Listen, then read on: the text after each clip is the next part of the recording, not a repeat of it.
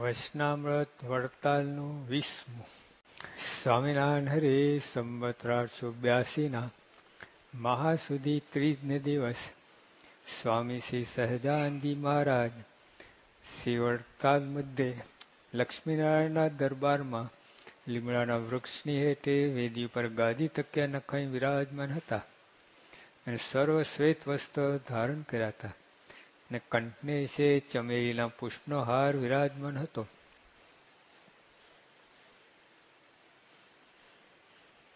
અને મસ્તક ઉપર રાતા અતલસનું છત્ર વિરાજમાન હતું અને પોતાના મુખની આગળ મુનિ તથા દેશ દેશનારી ભક્તની સભા ભરીને બેઠી હતી.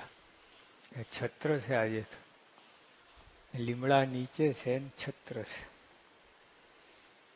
આ કયો લીમડો છે? વડતાલમાં અત્યારે નથી, બહુ પહેલા પડી ગયો છે. એનું થડ છે ને, એનું થડ દરવાજો છે, મંદિરની સામે દરવાજો, એ બાજુમાં એક નાની રૂમ છે, ત્યાં એનું થડ છે આ લીમડાનું. એટલે આ લીમડા નીચે મારા ઢોલિયા પર વિરાજમાન છે. અતલસનું છત્ર, અતલસ શું છે? મહાસૂત્રી છે, એટલે વરસાદની સિઝન નથી. આ તો શોભા પૂરતું જ છે, એટલે ટોપમાં ટોપ હોય ને, રેશમી કાપડ સરસ. પછી કંઠને વિશે કયા પુષ્પ છે? ચમેલીના. હા, તબિયત ખુશ થઈ જાય. ને કંઠને છે ચમેલીના પુષ્પનો હાર વિરાજમાન હતો.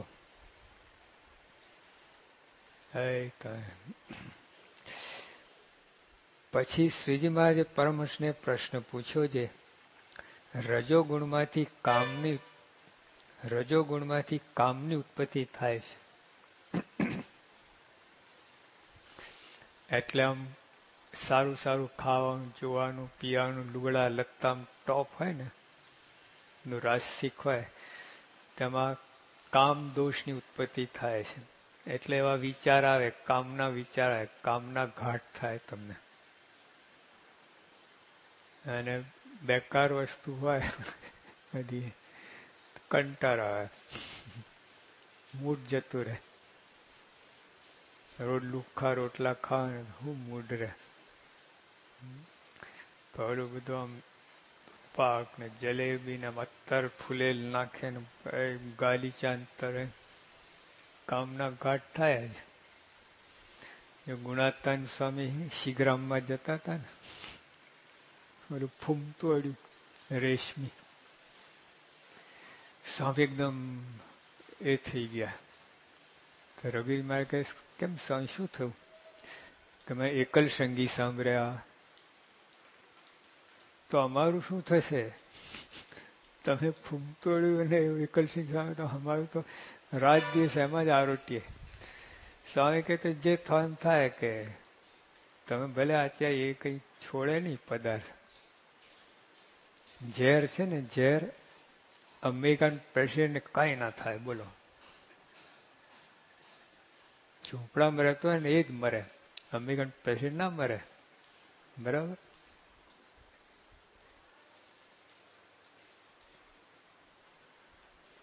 સાંભળો છો? શું?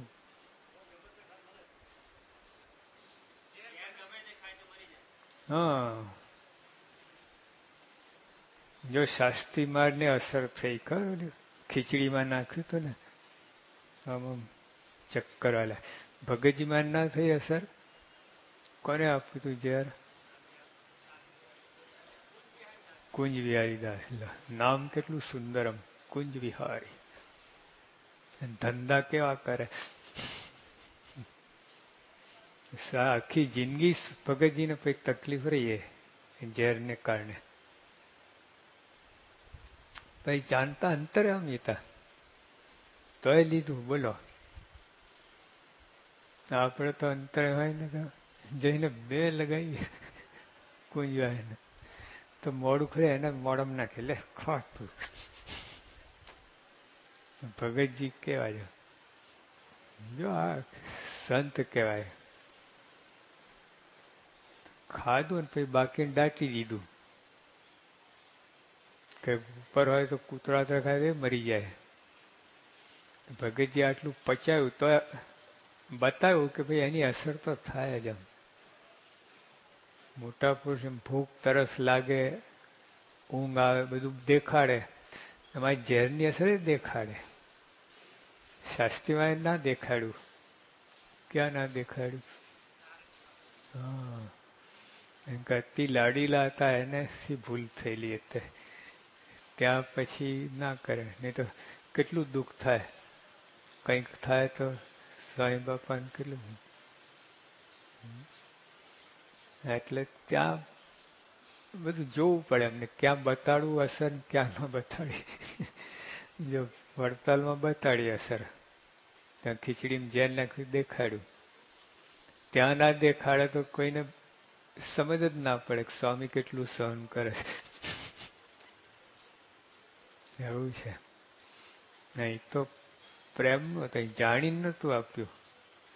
ત્યાં તો જાણીને આપ્યું હતું એટલે અસર દેખાડી. એટલે ટૂંકમાં રજોગુણી છે. લો, ત્યાં કેટલા વર્ષથી સત્સંગ છે?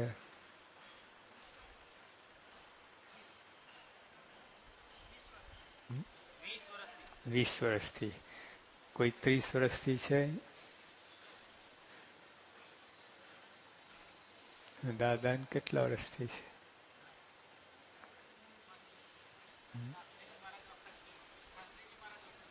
હા, એટલે 60-70 વર્ષથી. હવે આટલા પુરાણા છો તમે, બરાબર? અમે સંતો છીએ, એકાંતિક સંતો છીએ. હવે તમે એમ કરવું, ઠાકોરને દારૂ ધરાવું, 5 થાર બોલવાના. ઠાકોર દારૂ મૂકવાના, 5 થાર બોલવાના, અને પછી પીવાનું દારૂ, કાંઈ ના થાય. થાય કે ઠાકોરને ધરાવું? ઠાકોરને થાર નું દારૂ છે, એમાં શું થવાનું?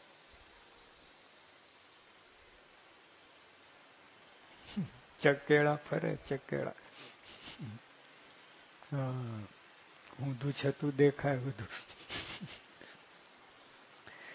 દારૂની અસર થાય, એકાંતિક હોય તો એ થાય. એવું ના થાય તો મારા ડુંગળીના ભજીયા બનાવીને થારમાં ધરાઈને જીતે રાખે. સાધુ તો વાકી જ ના રાખે.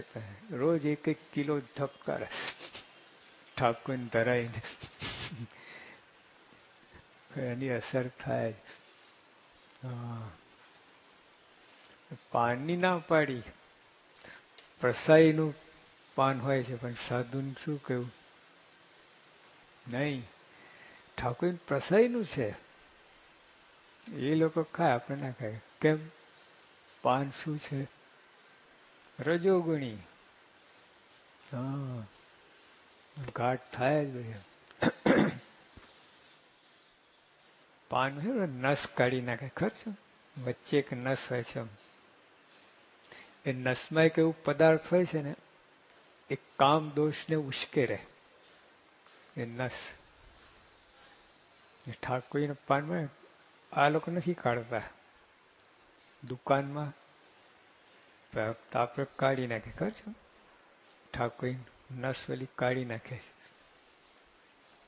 કાઢવું જોઈએ. એટલે ટૂંકમાં કહેવાનું શું કે રજોગુણી છે. કોઈ પણ રજોગુણી હોય એ બધું આમાં તમે મદદ કરે ખોટા ઘાટમાં.